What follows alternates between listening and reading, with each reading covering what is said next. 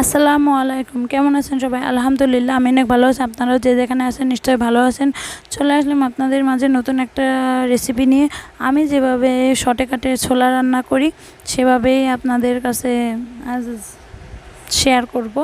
কারণ অনেকভাবে রান্না করে, এটা আমি মনে করি ব্যাচেলারদের জন্য সবথেকে বেস্ট। লাগবে একটা প্রেশার কুকার আর ছোলা আর বুট। যেহেতু ছোলা অনেক কম ছিল তাই ভাবলাম এই ডাবলিগুলো ওর সাথে দিয়ে দিই, খেতে কিন্তু অন্যরকম স্বাদ লাগে। আপনারা ট্রাই করে দেখবেন, অনেক মজা হয় কিন্তু। এই যে ছোলাগুলো আমি প্রেশার কুকারে দিয়ে দিলাম। এবার প্রেশার কুকারে দিয়ে এর ভিতরে এবার আমি সুন্দরভাবে এই যে পানি দিয়ে দিচ্ছি। এর পানি দিয়ে এগুলো ফুটতে থাকবে, তার ভিতরে পেঁয়াজ কুচি দিয়ে দিলাম, মানে যা যা লাগবে। আমি এটাই বললাম না, ব্যাচেলারদের জন্য বেস্ট উপায়। তেজপাতা, আদা রসুন বাটা, জিরা বাটা, ঝাল বাটা সব কিছু দিয়ে এবার আমি দিয়ে দিলাম বাটিটা ধুয়েও। বাঙালি তো তাই বাটি ধুতে তো ভুল হয় না, তাই না? এ তো আর বিদেশি না যে বাটি না ধুয়েই ফেলে দিল। বাঙালি বলতেই শেষটুকুও দিয়ে দেবে, তাই না? জোকস করলাম, আপনারা কিছু মনে করবেন না। তারপরে এই যে হলুদ দিয়ে দিলাম, লবণ দিয়ে দিলাম, সব কিছু দিয়ে এবার লাস্টে আমি দিব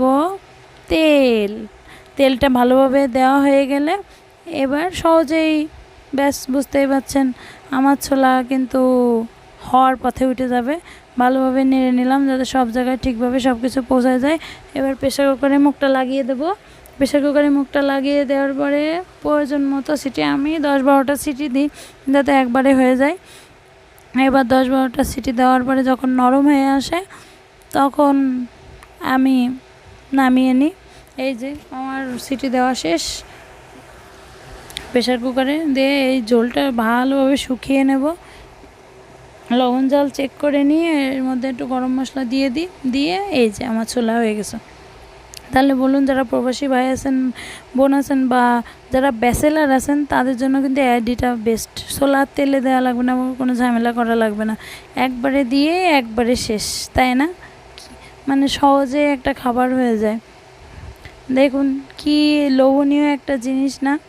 দেখতেই কি শান্তি।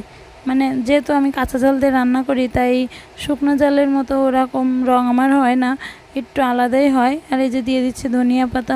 এবার এটা খেলে রাত্রে আর কিছুই খাওয়া লাগবে না। আপনার কি খাওয়া লাগবে বলুন? নিশ্চয়ই লাগবে না? লাগলে কিন্তু কমেন্ট করে জানাবেন, আর ভালো লাগলে একটা লাইক দেবেন। আল্লাহ হাফেজ।